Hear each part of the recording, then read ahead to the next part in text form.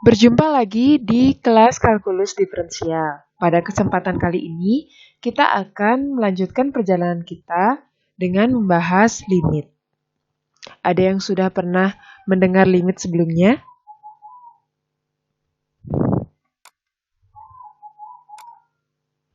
Beberapa hal yang akan kita diskusikan adalah apa yang Anda ketahui tentang limit fungsi satu berubah secara intuisi, kemudian kapan nilai limit suatu fungsi itu ada, bagaimana cara membuktikan suatu limit menggunakan definisi, kapan teorema limit digunakan, bagaimana cara menghitung nilai limit suatu fungsi trigonometri, kapan teorema substitusi gagal digunakan. Beberapa hal yang akan kita kaji adalah yang pertama, limit secara intuisi. Kemudian, limit secara definisi dan teorema limit. Apa yang kamu sudah ketahui mengenai limit? Nah, coba kita lihat grafik fungsi di sebelah ini. Ini merupakan grafik fungsi Y sama dengan X kuadrat. Nah, misalkan seekor semut berjalan pada lintasan kurva ini. Ketika semut mendekati garis X sama dengan 3, ingat X sama dengan 3 adalah garis ini. Dari kiri, jika dia mendekati garis X sama dengan 3 dari kiri, maka semut itu juga mendekati garis Y sama dengan, ya benar, Y sama dengan 9. Kemudian, bagaimana jika semut tersebut mendekati garis X sama dengan 3 dari kanan? Semut itu juga mendekati garis, ya benar, Y sama dengan 9. Jadi, apa yang dapat Anda simpulkan mengenai limit? Secara intuisi, limit fx sama dengan L, cara membacanya adalah limit fx untuk x mendekati C sama dengan L, itu kata kuncinya adalah mendekati. Jika X dekat dengan C, akan berakibat pada Fx akan dekat dengan L. Inilah artinya. Jadi seperti kasus semut tadi, jika semut mendekati garis X sama dengan 3, maka semut itu juga secara tidak langsung akan mendekati garis Y sama dengan 9. Definisi limit secara formal diberikan sebagai berikut. Limit fx untuk x mendekati C sama dengan L berarti untuk setiap epsilon lebih dari 0 terdapat delta lebih dari 0 sehingga jika mutlak x min C lebih dari 0 tapi kurang dari delta, maka mutlak fx min L ini kurang dari epsilon. Artinya jika jarak x min C itu kurang dari delta, maka jarak fx min L kurang dari epsilon. Nah, hal ini dapat kita pahami pada grafik di sebelah ini. Coba kita lihat. Jadi, jika jarak x dengan 3 itu kurang dari delta, hal ini akan membawa fx dan 9 itu cukup dekat atau jaraknya itu kurang dari epsilon. Jadi yang di sini jika kita mengambil suatu titik pada interval ini atau interval ini, nah kita telusuri nilai y-nya, maka nilai y-nya itu akan dekat dengan 9. Seperti itu. Nah, apakah semua fungsi itu memiliki limit di setiap titik pada domainnya? Coba kita lihat gambar berikut.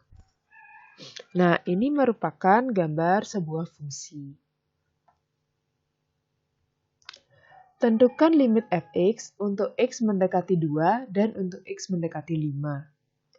Nah, di petunjuknya itu telusuri grafik dari sebelah kiri dan kanan, x sama dengan 2 dan x sama dengan 5. Coba kita telusuri dari kiri dulu ya, untuk x sama dengan 2. Nah, jika kita telusuri,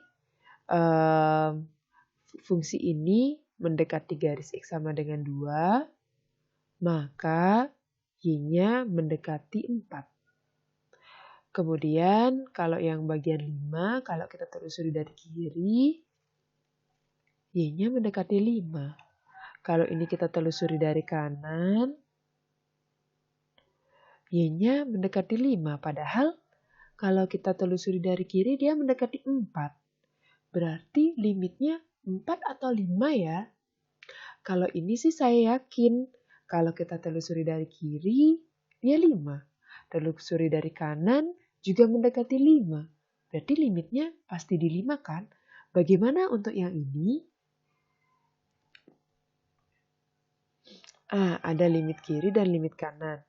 Kalau limit kiri, kita tulis dengan limit fx untuk x mendekati c. Di sini ada tanda negatifnya, di indeks negatif, artinya dia mendekati c dari kiri. Jadi x mendekati c, tapi x itu kurang dari c, maka fx mendekati L. Ini limit kiri, kemudian yang limit kanan, limit fx, x mendekati c plus. Nah, plus di sini artinya dia mendekati dari kanan. Jadi x mendekati c, tapi x itu lebih dari c, maka fx mendekati L. Nah, limit fx untuk x mendekati c sama dengan L itu dikatakan ada atau terdefinisi jika limit kirinya sama dengan limit kanannya. Jadi limit kiri juga sama dengan L, limit kanan juga sama dengan L. Nah, pada contoh berikut kita akan membuktikan limit secara definisi. Misalkan, yang kita punya adalah limit 2x min 5 untuk x mendekati 3. Dengan substitusi, kita dapatkan bahwa limitnya sama dengan 1. Berarti di sini kita akan membuktikan untuk setiap epsilon lebih dari 0, terdapat delta yang lebih dari 0, sedemikian sehingga jika x kurang 3 itu harga mutlaknya kurang dari delta tapi lebih dari 0, maka mutlak dari 2x min 5 dikurangi 1 itu kurang dari epsilon. Di sini yang kita perhatikan ada dua hal, yaitu oret-oretnya dan juga buktinya yang secara formal. Kita mulai dari oret-oretnya dulu ya. Yang pertama yang kita akan tuju itu adalah mutlak 2x min 5 dikurangi 1 kurang dari epsilon. Ini ekuivalen dengan mutlak 2x min 6 kurang dari epsilon. Bisa kita lihat di sini bahwa jika kedua suku ini kita bagi dengan 2 dan dengan menggunakan sifat-sifat harga mutlak, maka kita punya 2 dikali dengan mutlak dari x min 3 itu kurang dari epsilon. Kalau kita bagi kedua ruas dengan 2, kita dapat mutlak x min 3 itu kurang dari epsilon per 2. Nah, kalian sudah punya petunjuk kan bagaimana cara membuktikannya? Pertama-tama kita ambil sembarang epsilon lebih dari 0. Kita bisa pilih deltanya itu epsilon per 2 dari nilai yang di sini. Nah, karena epsilon lebih dari 0, berarti epsilon per 2 itu juga lebih dari 0. Kita sudah memenuhi dua hal ini. Sehingga untuk setiap x sedemikian sehingga mutlak x min 3 antara 0 sama dengan epsilon per 2, hal ini akan mengakibatkan mutlak dari 2x min 5 dikurangi 1 sama dengan mutlak dari 2x min 6 sama dengan 2 dikali mutlak dari x min 3, ini akan kurang dari 2 dikali epsilon per 2. Perhatikan bahwa hal ini didapat dari mutlak x min 3 itu kurang dari epsilon per 2. Jadi jika kedua ruas dikali 2, tentunya akan menghasilkan hal seperti ini. Nah, perhatikan bahwa 2 dikali epsilon per 2 ini sama dengan epsilon. Sehingga kita sudah dapat membuktikan hal yang kita ingin buktikan. Oleh karena itu, dapat kita simpulkan bahwa limit 2x min 5 untuk x mendekati 3 sama dengan 1 terbukti. Nah, ini itu sederhana sebab kita menggunakan contoh fungsi yang linier. Bagaimana kalau kita menggunakan fungsi kuadrat? Simak contoh berikut. Di sini kita ingin membuktikan bahwa limit x kuadrat plus 2x dikurangi 5 untuk x mendekati 3. Nah, dengan substitusi kita dapatkan hasilnya sama dengan 10. Kita ingin membuktikan bahwa untuk setiap epsilon lebih dari 0, terdapat delta yang lebih dari 0, sehingga jika x kurang 3 nilai harga mutlaknya antara delta dan 0, maka mutlak dari x kuadrat plus 2x min 5 dikurangi 10 kurang dari epsilon. Sama seperti yang tadi, kita punya dua hal yang harus kita perhatikan, oret-oretnya dan juga bukti langsungnya. Untuk oret-oret, perhatikan bahwa mutlak dari x kuadrat plus 2x min 5 kurang dari 10 itu kurang dari epsilon akan ekivalen dengan mutlak dari x kuadrat plus 2x dikurangi 15 kurang dari epsilon. Nah, ini dapat kita faktorkan menjadi mutlak x plus 5 dikalikan dengan mutlak x min 3.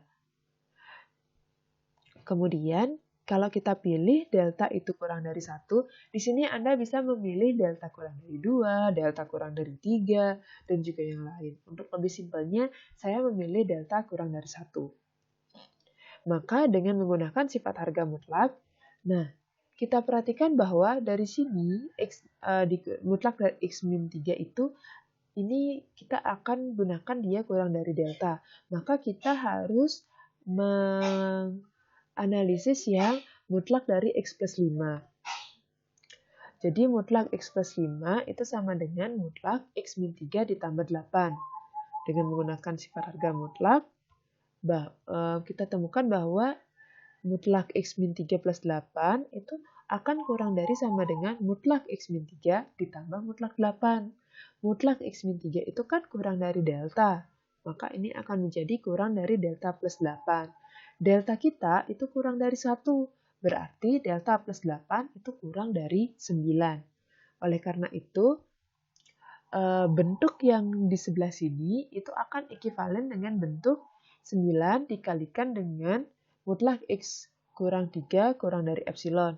Dengan membagi kedua ruas dengan 9, kita dapat bahwa mutlak x min 3 itu kurang dari epsilon per 9.